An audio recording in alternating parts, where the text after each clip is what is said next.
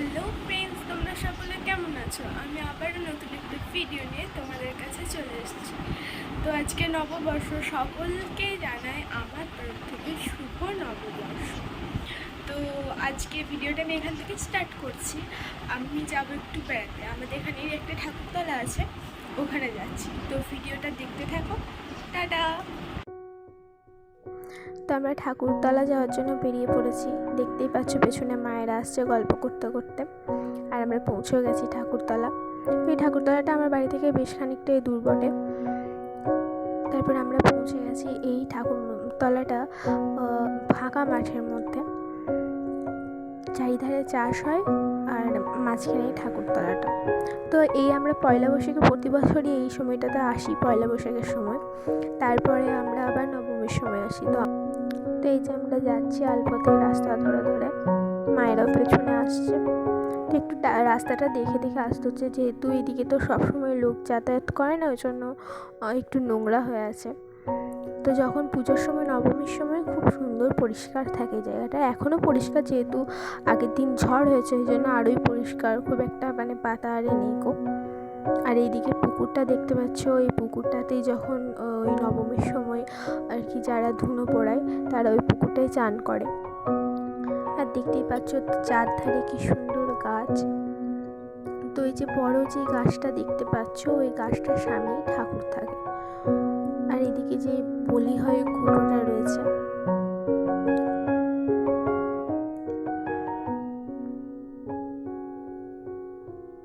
আর এই জায়গাটা খুবই সুন্দর, নিরিবিলি, খুব সুন্দর, নির্জন জায়গা। প্রতিদিন বিকালে কেউ যদি ঘুরতে যায়, খুবই সুন্দর জায়গা। আর ওইদিকে আমি দূরে তোমাদেরকে দেখাচ্ছিলাম একটু ট্রেন, ওখান থেকে বসে খুব ভালোই ট্রেন দেখা যাচ্ছিল, মনে ছিল আমার অনেকটাই কাছে যাচ্ছে। তো এইদিকে মায়েরা প্রণাম করে নিল, প্রণাম করে আমরা একটু ওখানেই বসেছিলাম, গল্প টল্প করছিল মায়েরা, আমিও বসেছিলাম মায়েদের সাথেই। তো এই যে দূরে ওইদিকে যেটা দেখাচ্ছি, ওটা আমরা ভাবছিলাম একটা গাছেরই ডাল এমনভাবে আছে, দেখে মনে হচ্ছে পেঁচা।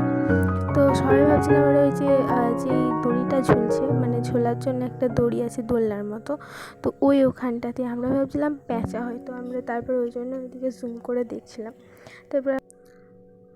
তারপরে আমরা ওখান থেকে একটু গল্প টল্প করে তারপরে আবার বাড়ি যাচ্ছি।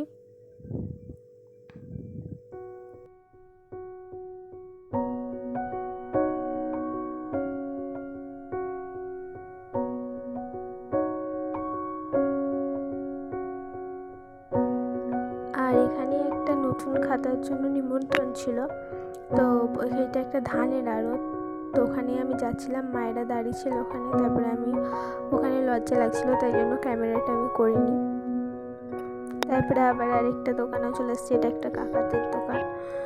তো এই যে ভাইটা দিচ্ছে, আমি টাকাটা দিয়ে দিলাম, ভাই যে ক্যালেন্ডার মিষ্টির প্যাকেটটা দিচ্ছে।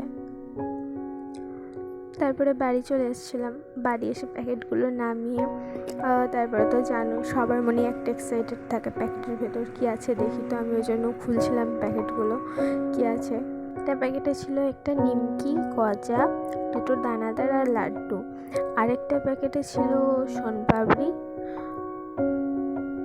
আর একটা লাড্ডু, তিনটে মিষ্টি, একটা গজা।